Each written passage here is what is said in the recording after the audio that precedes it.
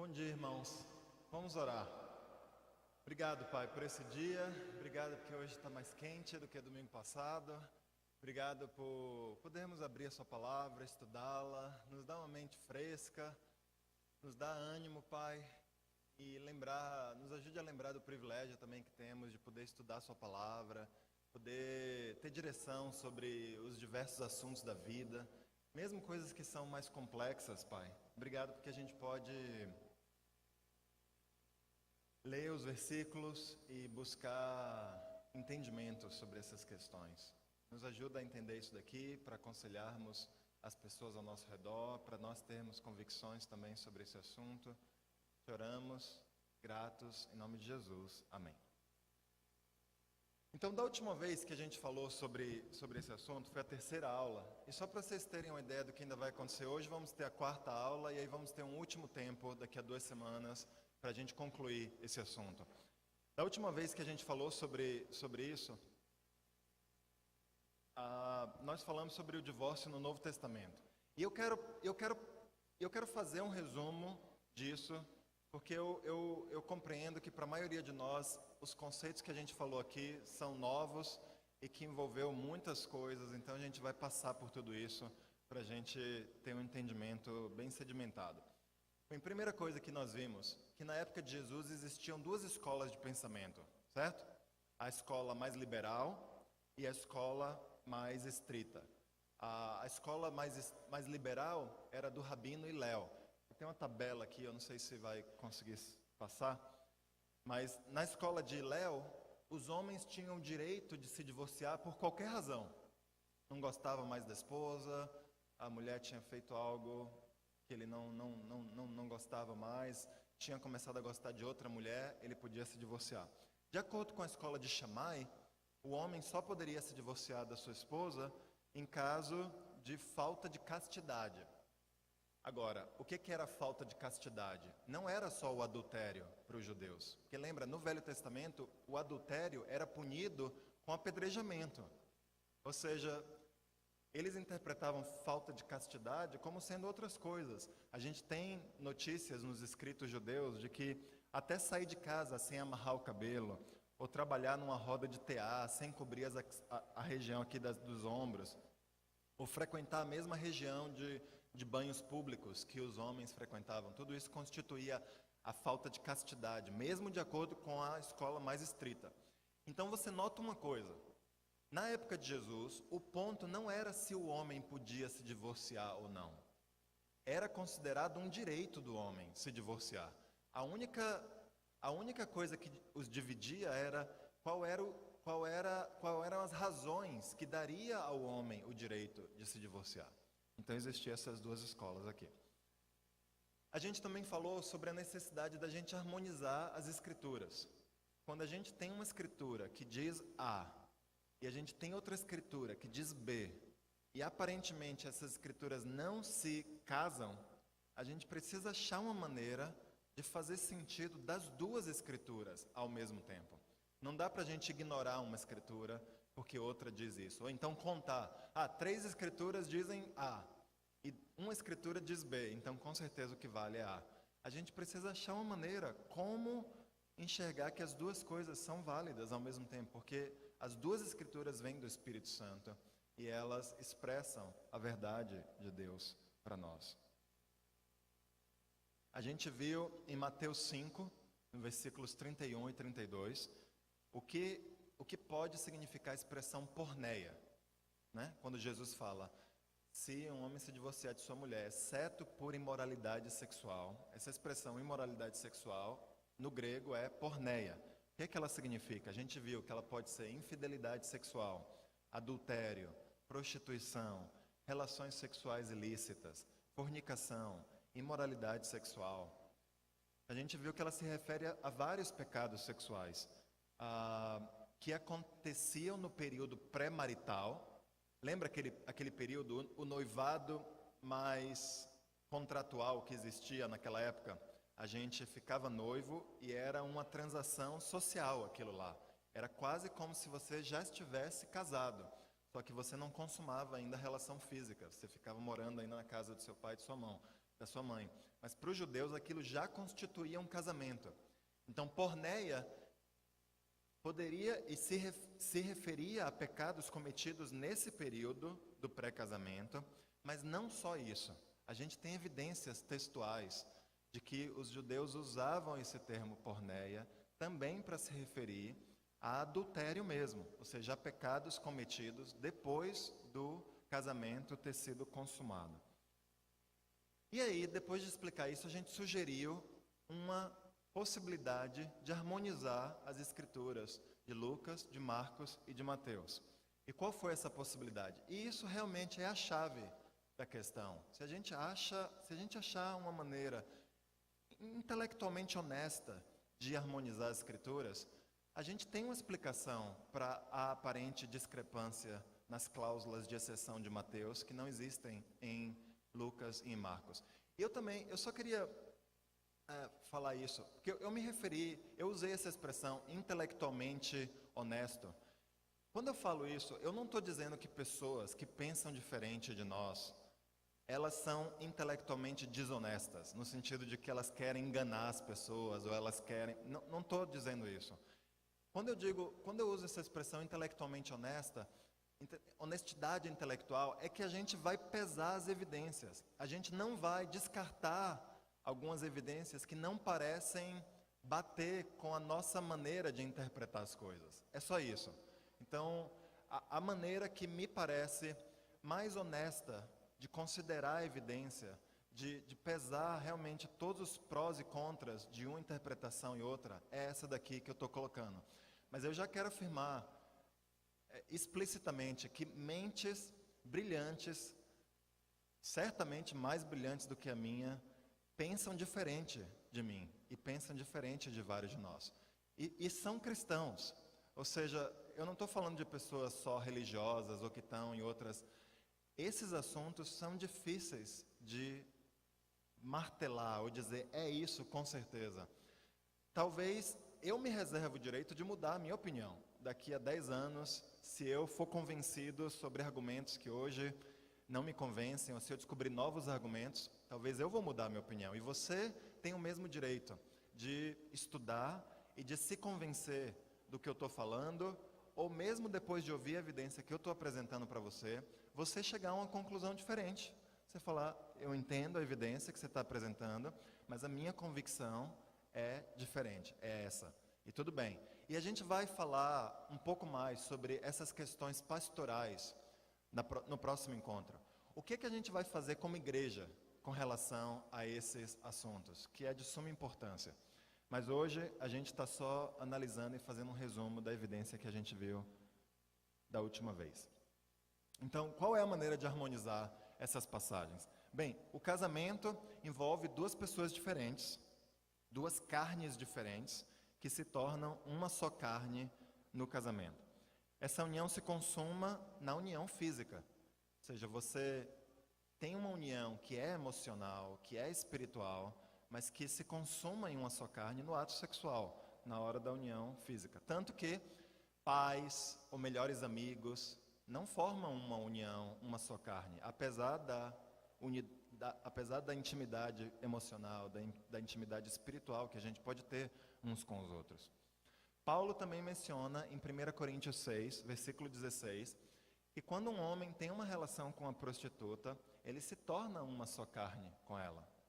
Eu não quero pressionar esse versículo para dizer coisas que com certeza ele está dizendo. É um versículo enigmático em vários sentidos, mas de fato a gente tem a afirmação de Paulo de que quando você se une com uma prostituta, você se torna uma só carne com ela.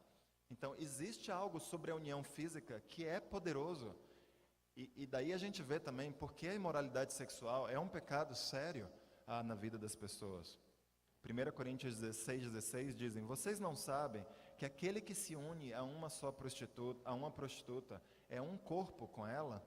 Pois como está escrito, os dois serão uma só carne. Então quando existe uma ruptura, tem um casal, um homem e uma mulher unidos, num relacionamento, uma só carne, e um desses dois tem relação sexual com outra pessoa, existe uma ruptura, nessa união uma só carne original. O término do casamento já rompido, já balançado pelo ato do adultério, não seria, de acordo com essa interpretação, exatamente um divórcio. O que seria o divórcio propriamente dito? Um casamento que está intacto, o homem ou a mulher voluntariamente romper esse casamento e falar, não, eu estou fora, eu quero outra mulher, eu quero outro homem, eu quero outra situação de vida. Ou seja, o casamento está intacto e você vai e inicia um processo de divórcio. Mas caso você adultere, o casamento anterior já estaria de alguma forma rompido, ou balançado, ou quebrado, de tal forma que depois do ato sexual, já não existiria o casamento original, a união uma só carne, que seria rompida, porque já foi rompida na hora do ato sexual. Entende? É como se você pensasse num elo. O elo é perfeito, ele se torna perfeito. Deus une duas pessoas em um elo perfeito, apesar das brigas, apesar das diferenças que todo casamento tem, esse elo é intacto. Quando existe o adultério, quando existe a imoralidade sexual, algo é rompido ou quebrado nesse elo, de tal forma que falar de divórcio como algo voluntário que estava quebrando esse elo já não fazia sentido. Então, possivelmente o que Marcos e Lucas estavam dizendo é: o divórcio é pecado, ponto final.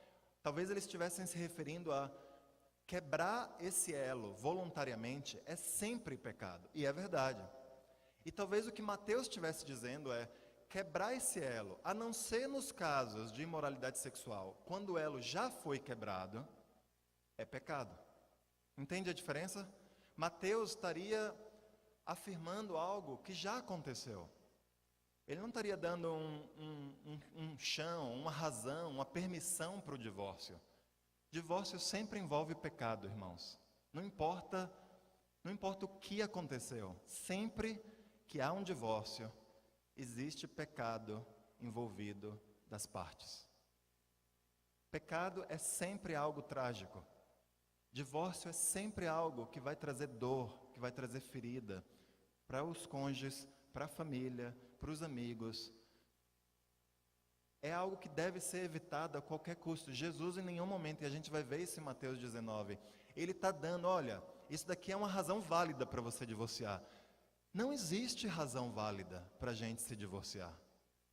A gente deve lutar pelos nossos casamentos e a gente deve ensinar os jovens e os outros não tão jovens que estejam se casando de novo, que ele está entrando num casamento que só a morte deve terminar. E nós não vamos nos render aos padrões culturais e à pressão da sociedade e à pressão até de grupos religiosos que dizem que não, tudo bem, quando não dá certo ou em casos extremos. Não é tudo bem. E a gente deve lutar pela união familiar com todas as forças que nós temos. É o relacionamento mais básico, mais sério, mais capaz de influenciar pessoas que existe debaixo do sol. Mas Jesus estava aqui, aparentemente dizendo o que pode acontecer caso a gente falhe. Quando há pecado envolvido, quando há adultério envolvido, esse elo parece ser rompido de alguma forma, e nesse caso não seria exatamente um divórcio que estaria acontecendo, porque já aconteceu. A gente também falou sobre, isso quer dizer que o casamento não pode continuar quando há adultério? Não falamos isso. Nós falamos que, como cristãos, nós vivemos debaixo da graça poderosa de Deus. Mesmo que haja adultério, mesmo que esse elo seja quebrado ou seja rompido, nós deveríamos fazer de tudo para que ele seja restaurado, para que ele volte a ser um elo, para que ele brilhe novamente. E a gente já viu casos onde coisas assim aconteceram, onde pecados sérios estavam envolvidos na vida de um casal, e houve arrependimento, e a luz de Deus brilhou nesse casal depois, porque por causa do arrependimento, por causa da graça de Deus.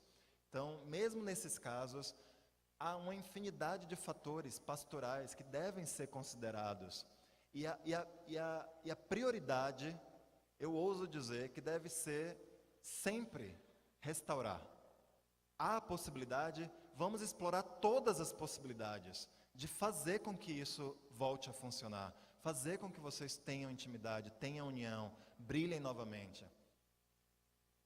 Agora, caso essas possibilidades não deem certo, caso algo extremo, e pode acontecer, de acordo com Jesus, Mateus 19, Mateus 5, não necessariamente envolveria pecado, caso um dos dois cônjuges ou os dois cônjuges decidam se separar depois de haver imoralidade sexual. Bem, vamos continuar. Tá bom até aí? Esse foi o resumo do que a gente falou na última vez. Hoje a gente vai continuar lendo aqui Mateus 19. Vamos examinar as outras 3 escrituras do Novo Testamento que falam sobre divórcio. Em Mateus 19, no versículos 3 a 9, e a gente está lendo aqui na NVI. A razão pela qual eu voltei para a NVI, eu tentei fazer isso na nova tradução, mas de fato, como a gente está examinando palavras e o significado delas, a NVI é mais forte nisso. Então, eu estou usando o texto da NVI para a gente ter um pouco mais de precisão. Alguns fariseus aproximaram-se dele para pô-lo à prova e perguntaram-lhe: é permitido ao homem divorciar-se de sua mulher por qualquer motivo? Ele respondeu: vocês não leram que no princípio o Criador os fez homem e mulher e disse: por essa razão o homem deixará pai e mãe e se unirá à sua mulher e os dois se tornarão uma só carne? Assim, eles já não são dois, mas sim uma só carne. Portanto, o que Deus uniu, ninguém separe. Perguntaram eles: então por que Moisés mandou dar uma certidão de divórcio à mulher e mandá-la embora? Jesus respondeu: Moisés permitiu que vocês se divorciassem de suas mulheres por causa da dureza de coração de vocês. Mas não foi assim desde o princípio.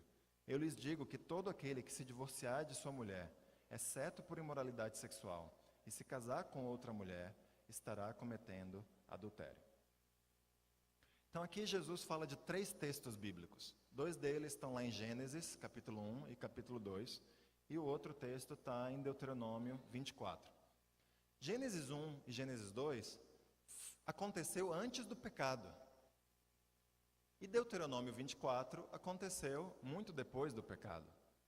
Então existe um momento diferente em que esses 2 textos foram dados. É quase como se Jesus estivesse dizendo o seguinte: olha, Deuteronômio 24 foi um texto dado para vocês para remediar o que já estava errado, porque de fato divórcios estavam acontecendo no meio do povo.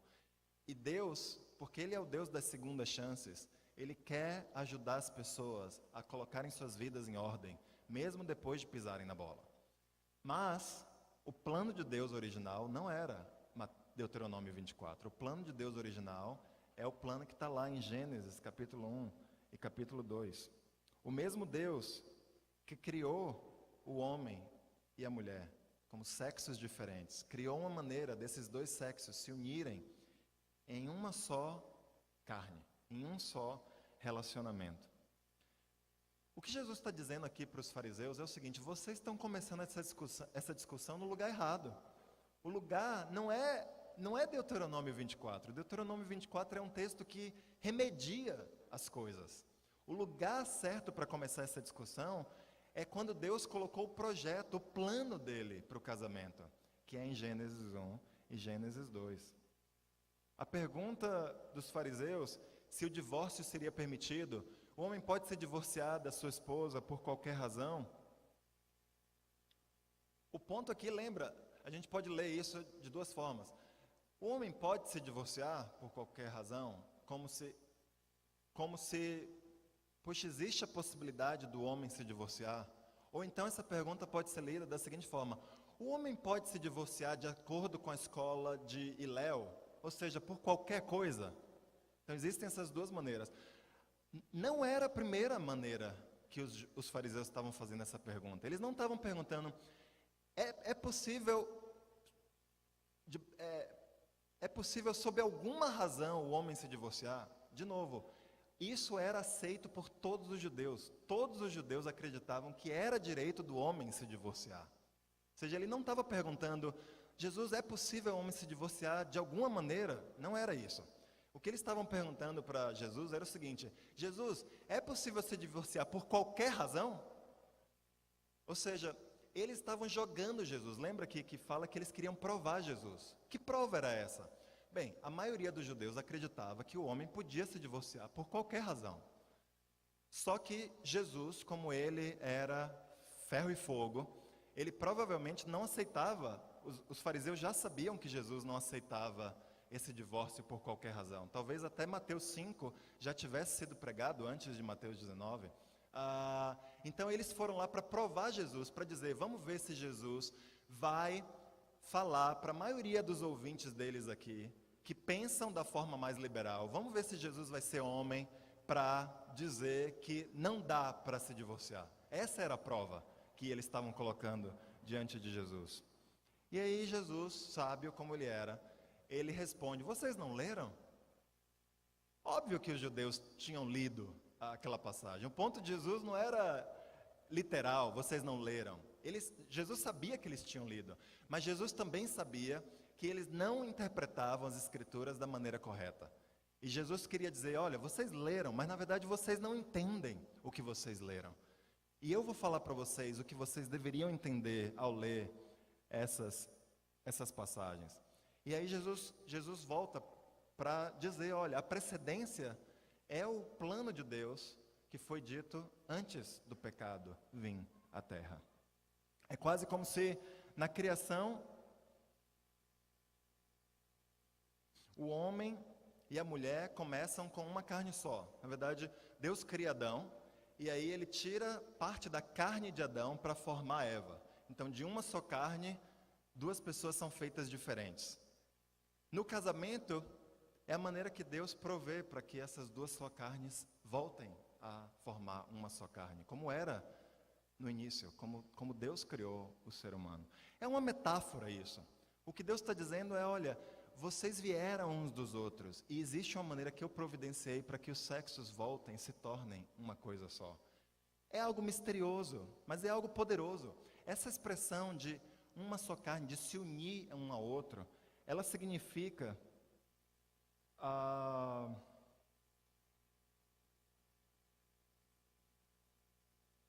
cadê? Eu me perdi aqui, mas ela significa soldar.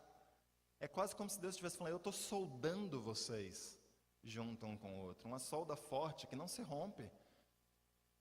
É algo poderoso, não é algo social, não é uma convenção legal, não é um contrato que a gente assina diante de homens. Deus faz um homem e uma mulher se unirem, e Ele dá a cola para esse relacionamento.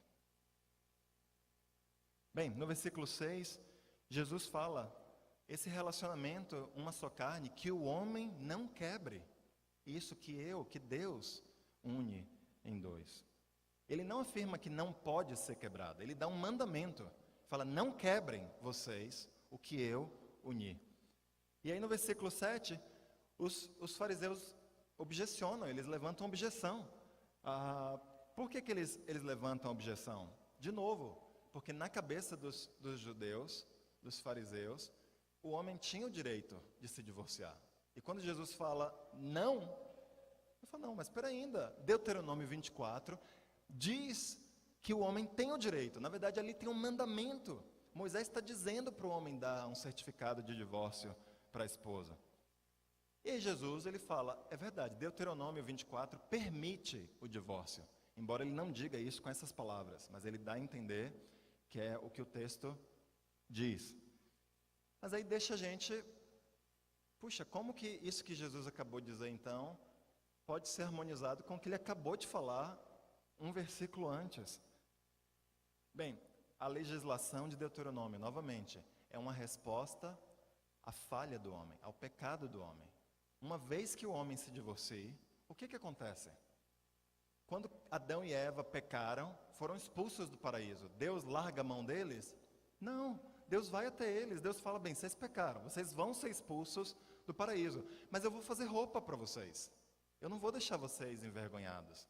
Quando Caim mata Abel e vai vagar, Deus abre mão de Caim? Não, ele vai lá e ele fala, eu vou fazer uma marca sobre você, para que as pessoas saibam que você não é para ser morto. Deus não abandona a gente quando a gente peca. Deus não larga a mão da gente quando a gente pisa na bola. Ele tem um segundo plano, Ele tem um terceiro plano, Ele tem um quarto plano. Ele tem planos para nossas vidas, mesmo quando a gente falha. E Deuteronômio 24 é só a atestação de que Deus não desiste de nós. Ele fala, olha, não é o plano de Deus, mas porque vocês têm um coração duro, porque vocês teimam, porque vocês demoram para seguir a minha vontade, eu vou cuidar de vocês, mesmo com o coração duro de vocês.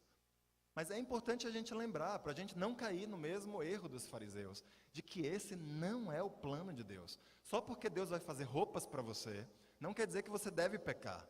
Só porque Deus vai colocar uma marca no seu rosto, não quer dizer que você deve matar os outros. Amém? A gente não deve matar os outros, a gente não deve pecar, a gente não deve se divorciar, só porque Deus vai cuidar de nós mesmo após o divórcio. Entendem? Isso é de suma importância, é o lugar para a gente começar. Deus não quer divórcios no seu povo. Isso quer dizer que Deuteronômio 24 foi um erro? Absolutamente não foi um erro. Deuteronômio 24 é mais uma das provas de que Deus é um Deus de graça, de que o Deus do Velho Testamento é cheio de misericórdia, de que Deus não é um Deus duro, inflexível. Deus sabe da nossa dureza, mas Ele nos ama, Ele nos aceita, Ele vai trabalhar em nossa vida, mesmo assim.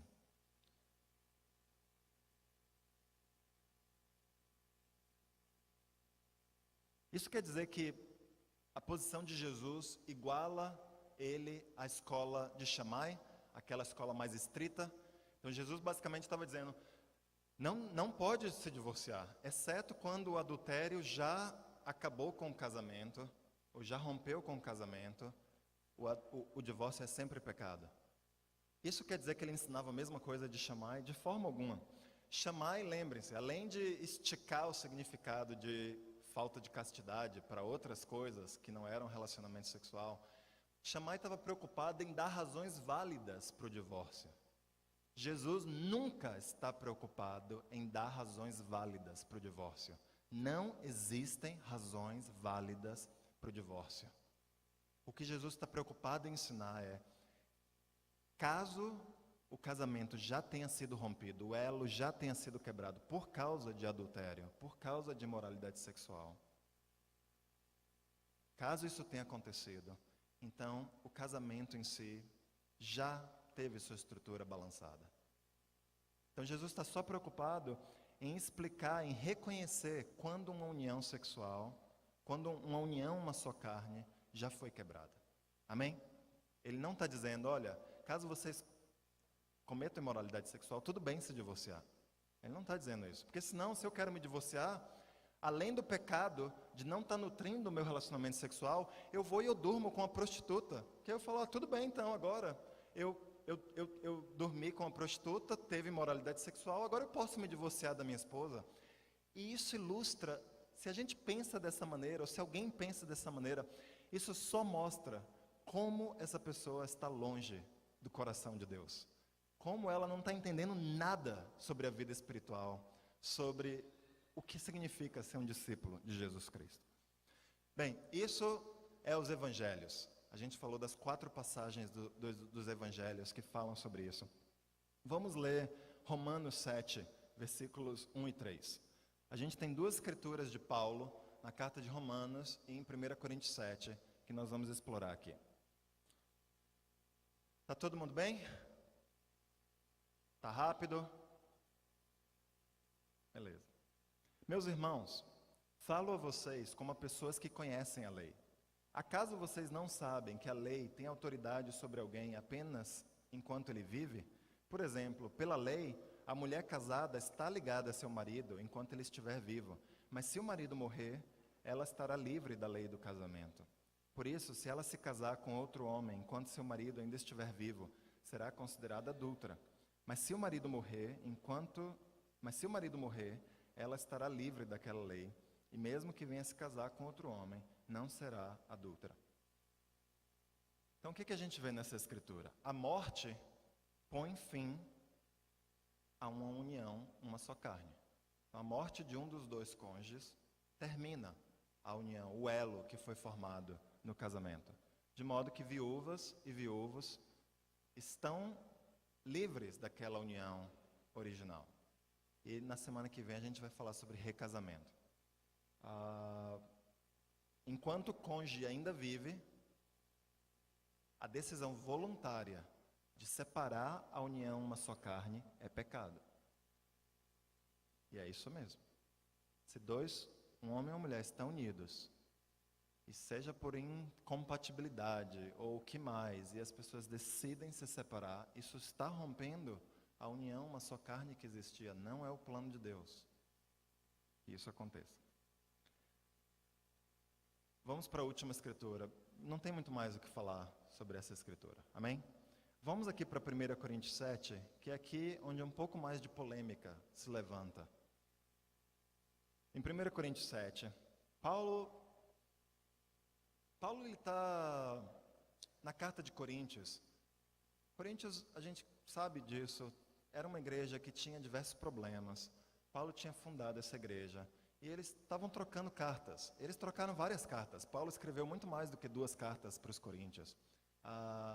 Essa carta que a gente chama de 1 Coríntios, por exemplo, no capítulo 5, faz menção a uma carta anterior, que a gente não tem.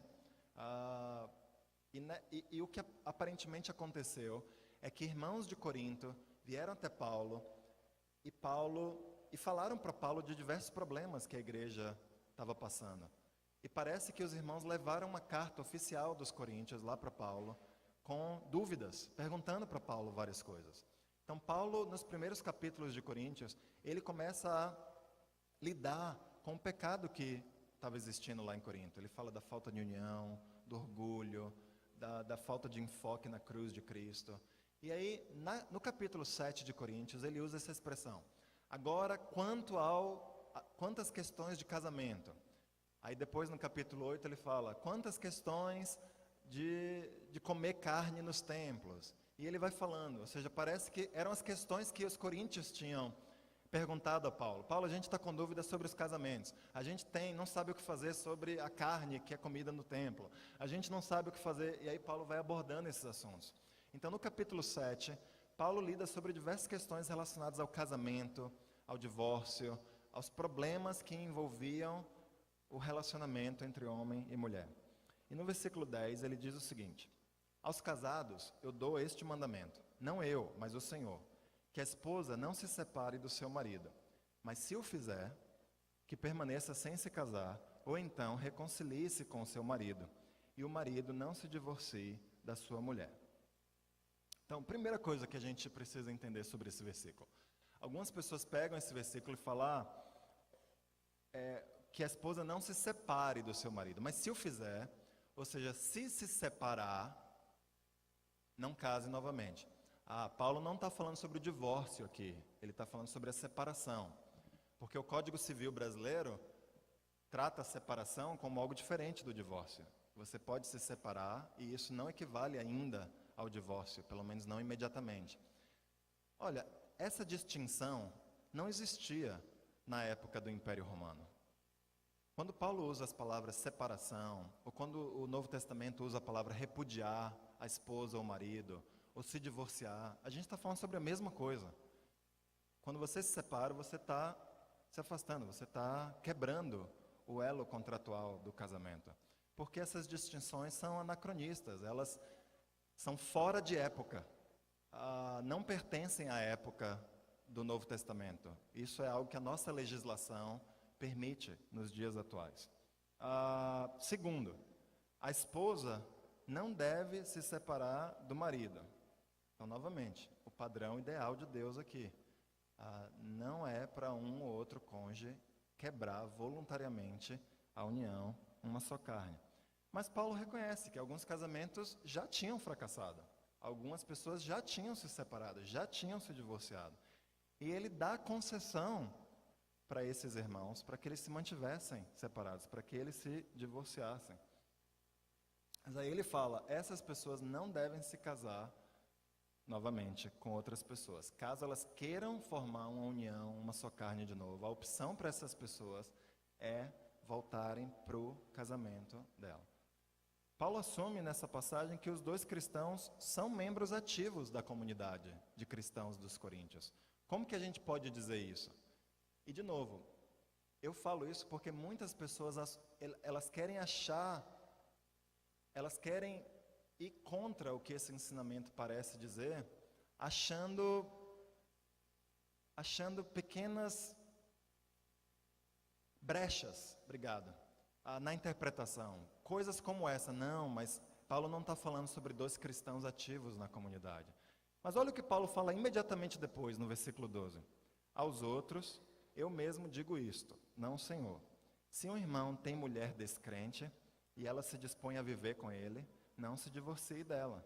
E se uma mulher tem marido descrente, e ela se dispõe a viver com ele, não se divorcie dela.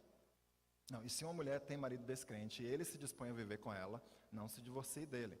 Pois o marido descrente é santificado por meio da mulher, e a mulher descrente é santificada por meio do marido. Se assim não fosse, seus filhos seriam impuros, mas agora são santos. Todavia, se o descrente separar-se, que se separe. Em tais casos, o irmão ou a irmã não fica debaixo de servidão. Deus nos chamou para vivermos em paz. Então, como que a gente sabe que nos versículos 10 e 11, Paulo estava se referindo a dois cristãos da comunidade? Porque imediatamente no versículo seguinte, ele começa a tratar do caso onde um dos cônjuges não era membro ativo da comunidade. Ou seja, nos parece claro que os versículos anteriores estavam tratando de duas pessoas que eram membros ativos da igreja de Coríntios. Outra coisa, e a gente vai voltar para isso daqui a pouco. Mas uma outra observação sobre essa frase que Paulo usa. Eu digo isso, não o Senhor. Bem, primeiro, Jesus escreveu alguma palavra do Novo Testamento? Não. Jesus, a única coisa que a gente sabe que Jesus escreveu foram aquelas palavras na areia, no chão, lá em João 8, que ninguém registrou o que é. Mas quem escreveu todo o Novo Testamento, inclusive as palavras de Jesus, foram os apóstolos ou as pessoas muito ligadas aos apóstolos. Certo? Então, quando Paulo diz, eu digo isso, não o Senhor, a gente não tem aqui uma ordem, uma hierarquia de importância. O que Paulo provavelmente estava dizendo é, Jesus, ele ensinou algo bem explícito sobre esse assunto. E eu estou dizendo o que ele ensinou. Em outros momentos, Paulo fala, isso não vem do Senhor, isso vem de mim. Mas aí no final do capítulo ele fala, mas eu sou um mensageiro confiável. Ou seja, o que é isso? Paulo está dizendo, todos os homens que escreveram as Escrituras foram inspirados pelo Espírito. Então não existe ordem de hierarquia. As palavras registradas nos evangelhos de Jesus não são mais importantes do que as palavras nas cartas. Inclusive as cartas, muitas das cartas foram escritas antes dos evangelhos. Ou seja, os cristãos tiveram acesso à carta de Coríntios, de Gálatas, de Tiago, antes de terem acesso à maioria dos evangelhos, se não a todos os evangelhos. Então, é só isso que Paulo está dizendo. Jesus ensinou algo explícito sobre isso, e eu estou dizendo o que ele ensinou. Ou então, Jesus, ele não ensinou algo explícito sobre isso. E Jesus não ensinou algo explícito sobre muitas coisas. Ele não poderia jamais ter falado de todas as situações debaixo da terra. Então, é isso que Paulo está dizendo aqui. Porque, de novo, uma brecha que pessoas tentam achar é, os ensinamentos de Jesus levam prioridade sobre os ensinamentos de Paulo. E isso é uma falha de exegese que é grotesca. Então, outra coisa sobre essa passagem nos versículos 12 e 15, quando Paulo fala que o casamento e os filhos são santificados. Isso quer dizer que o cônjuge é salvo ao ser casado com um cristão? Não. A gente sabe que salvação é algo individual. Isso quer dizer que os filhos são salvos porque são filhos de cristãos? A gente adoraria, né, que fosse isso. Que nossos filhos automaticamente fossem salvos porque são nossos filhos. Não. O ponto aqui é que Deus reconhece que um casamento de um cristão com um não cristão é válido aos olhos de Deus. Que uma união familiar, mesmo que um dos cônjuges não seja cristão, é aceita por Deus. Os coríntios, eles deviam estar em dúvida, honestamente aqui. Puxa, nós dois éramos pagãos. Eu me tornei cristão, como hoje acontece, mas meu cônjuge não se tornou cristão. Será que eu estou em pecado ao continuar nesse relacionamento? Será que eu devo me separar?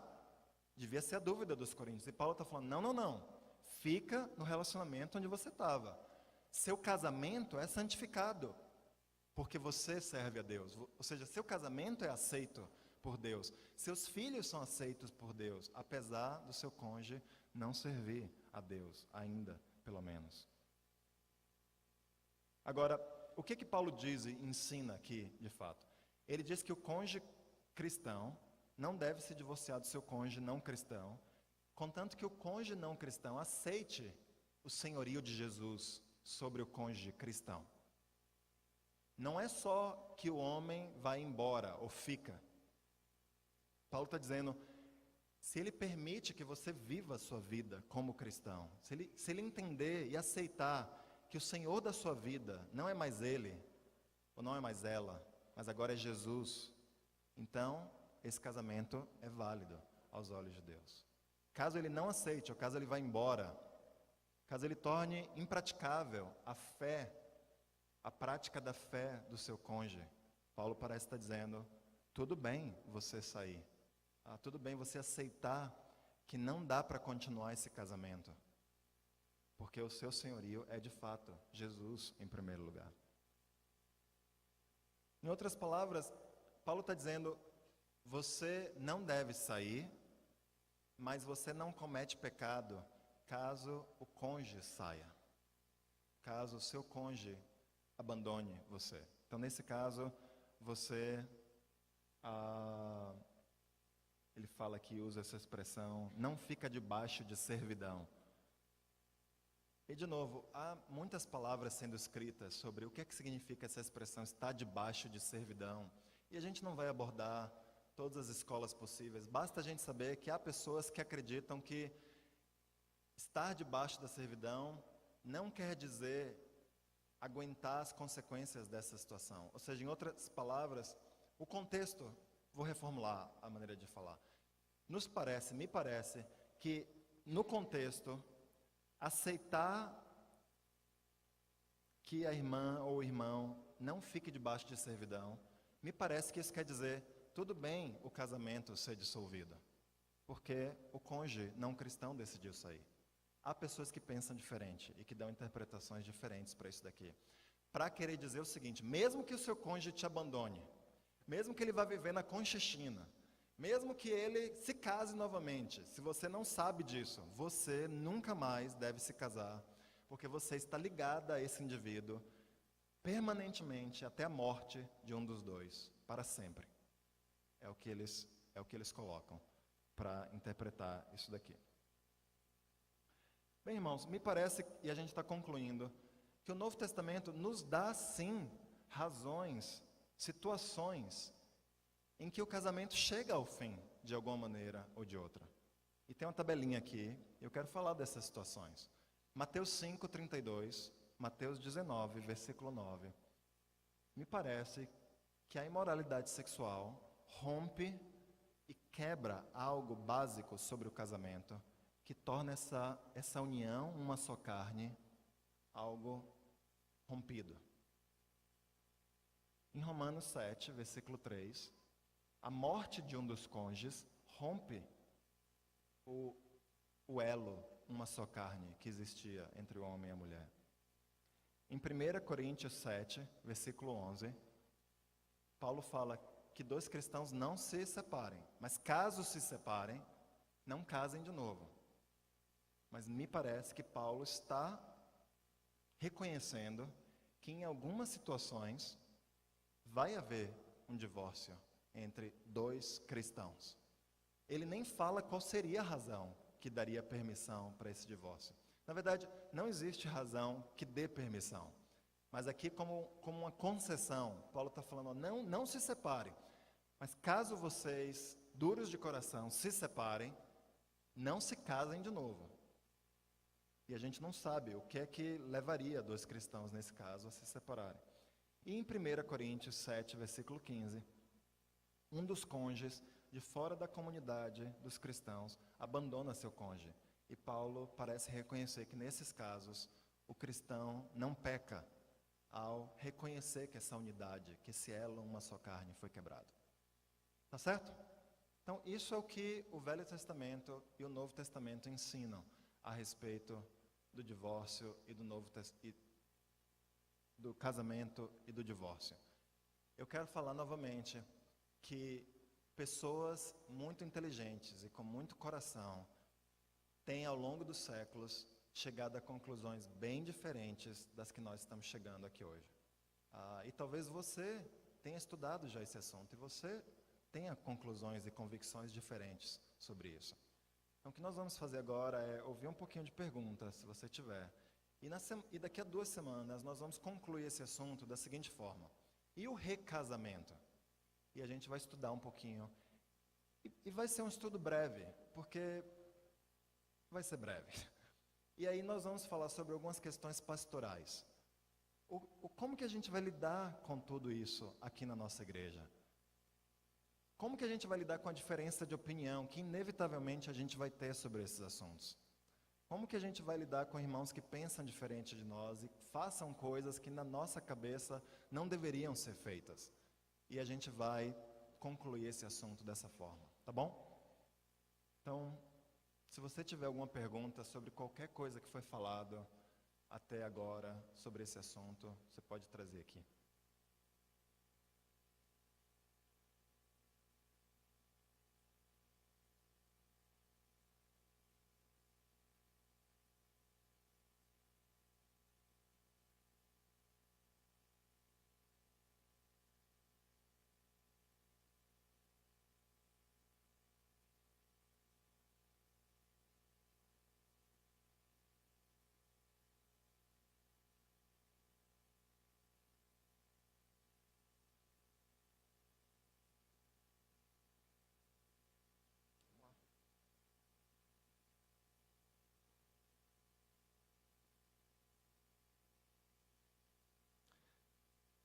Jesus ele foi questionado sobre o divórcio e sobre outros assuntos, e ele usa a mensagem do Antigo Testamento como base para discorrer sobre esses assuntos.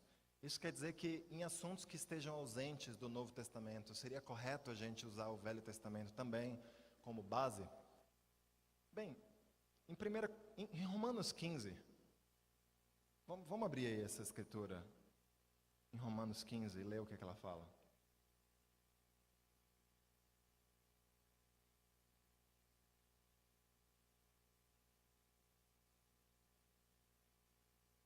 Versículo 4.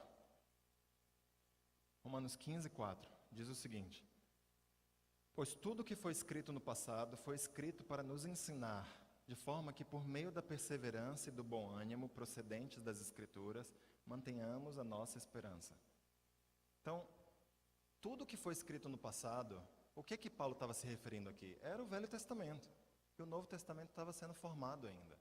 Então, o que foi escrito no Velho Testamento foi escrito para nos ensinar. O Velho Testamento faz parte da nossa formação espiritual como igreja. Não podemos ignorar o Velho Testamento. Não temos essa licença para ignorar os princípios do Velho Testamento. Certo? Porque Hebreus 13, 8 afirma que Jesus é o mesmo ontem, hoje e sempre. A gente sabe de várias passagens que Deus não muda. Então, o Deus do Velho Testamento não é um Deus severo, duro, sem misericórdia, e Jesus inaugurou a época da paz e amor no Novo Testamento. Não, a gente vê a misericórdia, o amor, a graça de Deus no Velho, assim como a gente vê a severidade de Deus no Novo. Então, o que muda? O que muda é a aliança. Digamos assim, são as regras, é a metodologia do acordo. O Novo Testamento está sob novas regras. É uma nova maneira de fazer as coisas. Isso mudou. Então, nós devemos obediência às regras e às leis do Antigo Testamento? Não. Nem aos 10 mandamentos nós devemos obediência. Alguns grupos que citam guardar o sábado, por exemplo. Isso está nos 10 mandamentos.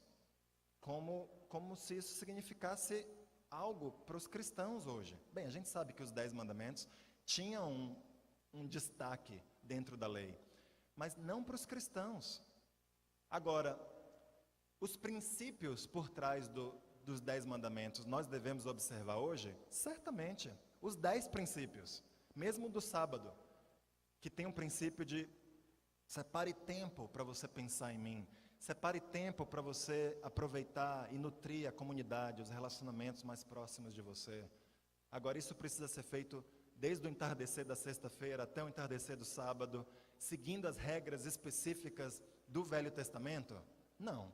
Eu, inclusive, desafio qualquer pessoa moderna a seguir à risca o que fala na lei sobre o sábado. Porque no sábado você não podia cozinhar, você não podia andar mais do que, se eu não me engano, era 100 metros ou 150 metros durante o dia inteiro. Ou seja, era feito para você não sair de casa mesmo. Não era nem para ir para o culto.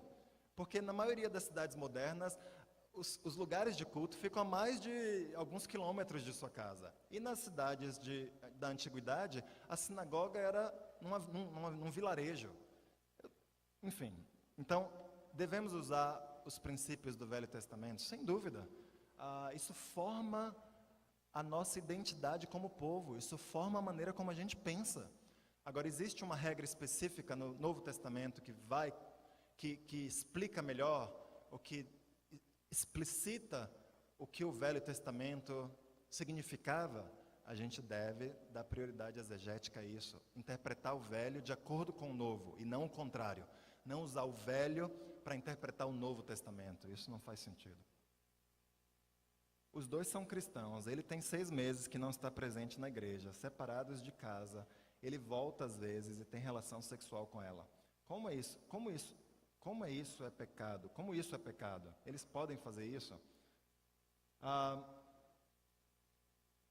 Sabe, a tragédia do divórcio não é alguém, um homem ou mulher, assinarem um papel diante de advogados, destituindo um relacionamento que foi contraído há sei lá quanto tempo. A tragédia do divórcio é você deixar de nutrir um relacionamento. É você deixar de se doar para outra pessoa. É você deixar de colocar aquela pessoa como alguém que você vai cuidar, que você vai amar, que você vai perdoar.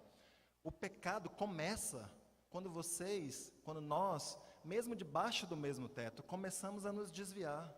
Quando a gente não paga o preço para ter conversas, para resolver o coração, para lidar com as situações. É aí que começa o pecado, irmãos. E isso é muito importante, porque a gente vai ter hordas e hordas de perguntas como essa. E se a gente não tiver os princípios em mente, a gente pode ficar bem confuso. Então, um homem que vive fora de casa há meses e que volta para ter relacionamento sexual com sua esposa de vez em quando. Pense nos princípios envolvidos por trás disso. Cadê as conversas para resolver o coração? Cadê o compromisso de que eu vou cuidar de você financeiramente? Cadê o desejo de falar, nós vamos cuidar dessa casa juntos? Eu me importo com a limpeza dessa casa. Eu não vou deixar tudo na sua mão, nem na minha mão. Nós vamos dividir as responsabilidades. Cadê o compromisso de, quando eu me sinto sozinho, eu tenho um ombro onde chorar? Quando eu tenho alegrias, eu quero compartilhar para alguém. Cadê o envolvimento emocional?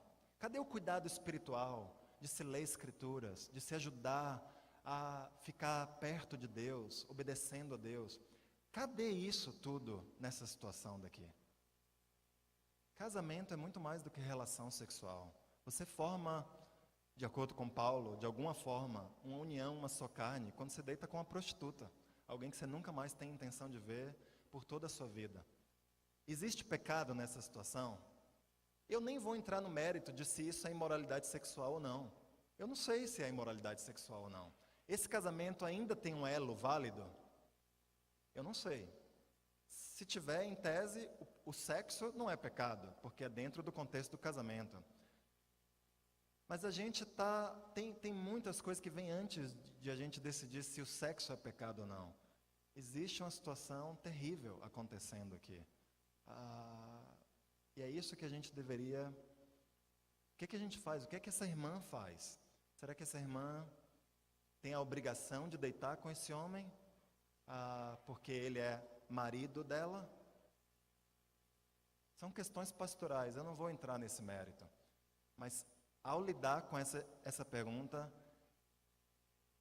meu conselho para vocês é o ponto não é se é certo ou errado.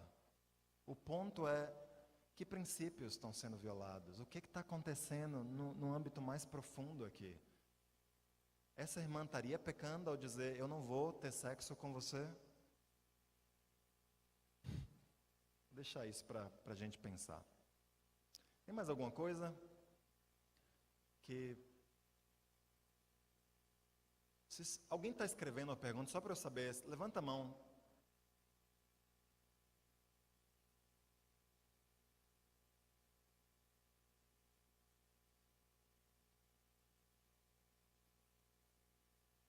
Eu me divorciei por uma razão que não está na Bíblia, mas eu já era uma cristã. Eu estou em pecado por esse motivo?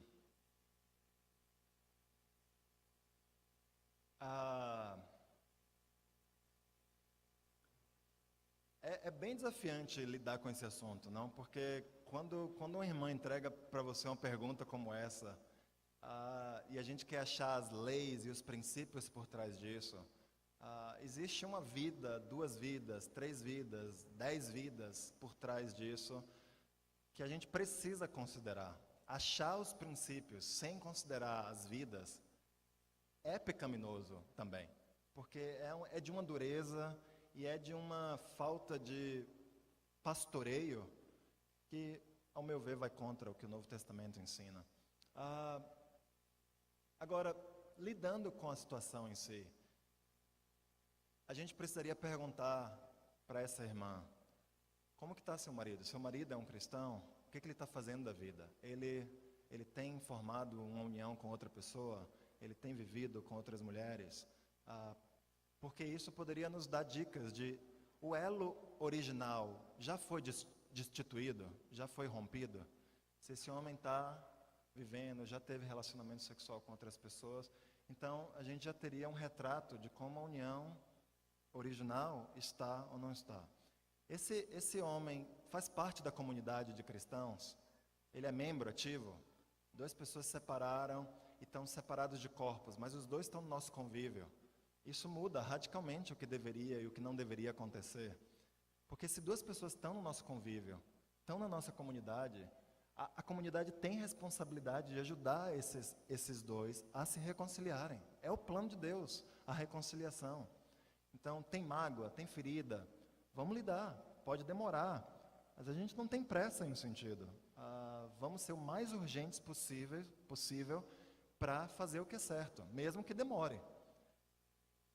Não é membro da comunidade, muda, em tese, o conselho que a gente daria ou não para essa pessoa. Uma coisa que eu tenho uma convicção, irmãos, é de que adultério não é um pecado no qual você vive. Algumas pessoas, elas ensinam que eu sou casado com minha esposa, aí eu caso com outra mulher. Enquanto eu estiver casado com outra mulher, eu estou no estado de cometer pecado. É como se eu estivesse cometendo esse pecado o tempo todo. Eu não vejo nada na Bíblia que ensine, nem chegue perto de ensinar isso. Se eu rompi o meu casamento original e me casei com outra mulher, eu cometi adultério. Mas assim, eu cometi adultério. Eu posso me arrepender disso. Eu não estou no estado de cometer adultério. E o arrependimento desse novo casamento, do adultério que eu cometi, não me parece ser romper um novo relacionamento que tenha sido formado para voltar para o anterior. Na verdade, Deuteronômio 24, a única coisa que Deuteronômio 24 ordena que não se faça é exatamente isso. Depois de largar uma mulher, se casar com outra, você largar de novo a esposa e formar um relacionamento com a original. Esse é o único mandamento mesmo que aquele versículo dá. E parece ser o que várias pessoas advogam e dizem. É o que você tem que fazer. Você rompe o segundo casamento e volta para o primeiro casamento. Não me parece que isso dá uma solução de arrependimento para a situação, de forma alguma. Então, eu não acredito que pessoas divorciadas, mesmo que tenham cometido pecado ao se divorciar, eu não acredito que essas pessoas estão no estado de cometer pecado enquanto estejam divorciadas. Eu não vejo esse ensino nas Escrituras. Se elas forem divorciadas e as duas fizerem parte da comunidade, então pode ser que, ainda assim, elas deveriam se juntar. Porque a gente está falando de uma questão pastoral. Mesmo divorciadas diante da lei, pode ser que o que Deus queira é que elas se juntem novamente. Mas fora esse caso, onde duas pessoas estão na comunidade ainda, e a gente tem a possibilidade de ajudá-los a se reconciliarem, eu acho difícil imaginar uma outra situação onde a gente deveria dar esse tipo de conselho para as pessoas. E muito menos dizer para as pessoas que você está num estado de pecado contínuo. O que é esse estado de pecado contínuo? Como que a pessoa se arrepende de estar em pecado? É voltando? A única maneira é voltar para o casamento original? Isso não me parece ser o que o Novo Testamento ensina de forma alguma. Bem, irmãos, é isso aí. Então, daqui a 2 semanas, Deus permitindo, estamos de volta aqui para a gente concluir esse assunto, tá bom? Obrigado.